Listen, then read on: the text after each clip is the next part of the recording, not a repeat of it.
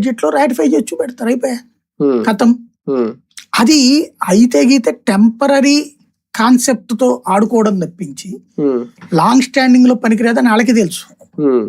అయ్యా అదేదో అంటారు, కొండని దవ్వి ఎలకన పట్టినట్టు 2,00,000 కోట్ల రూపాయలు తినేశారని చెప్పి చివరికి ఈ ఫార్ములా 1 రేస్ కేసా పెట్టేది.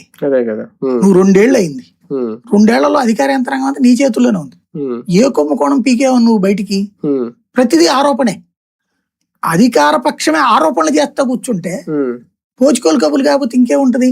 కాళేశ్వరం 1,00,000 కోట్లు అంటే ఆ కోతలు కూయడం తప్పించి నువ్వు 98,000 కోట్ల రూపాయల ప్రాజెక్ట్ 1,00,000 కోట్లు తింటాడా?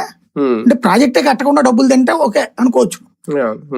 98,000 కోట్లు కనీసం 70-80 వేలు ఖర్చు పెట్టి ఉంటాడు కదా. ఆ డబ్బులు ఇటు రిటర్న్ వచ్చి ఉంటే లెక్క ఉంటది. లేదా అసలు నీళ్లే కట్టలేదా? కట్టారు కదా. ఇరిగేషను, రోడ్లు వీటిలో తిన్నంతగా ఏ నాయకుడు ఇంకెక్కడా తినలేడు. అది వీళ్ళు తింటున్నారు, వీళ్ళు కూడా తింటున్నారు. బేసిక్ గా అది కాదు అని చెప్పడం అమాయకత్వం.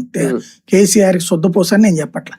కేటీఆర్ ఈ ఫార్ములా 1 రేస్ అయితే నా దృష్టిలో టెక్నికల్ కేసుని క్రిమినల్ కేసు కింద చూపెడుతున్నారు. జూబ్లీహిల్స్ వాటం తర్వాత వెంటనే ఈ కేసు రావడం ఏమనగా పెట్టారు? దెబ్బ మీద దెబ్బ తగులుతుండే బీఆర్ఎస్ కి, కేటీఆర్ కి? అట్లేం లేదు. బీఆర్ఎస్ ని బీజేపీ ఇప్పుడు కంట్రోల్ చేయడానికి ప్రయత్నించినట్టు. ఎందుకు? ఇది ఎన్ని నెలలు అయింది? దాదాపుగా ఎన్ని నెలలు అయినా పర్మిషన్ ఇవ్వలేదు అన్నారు కదా. 2024లో కేసు.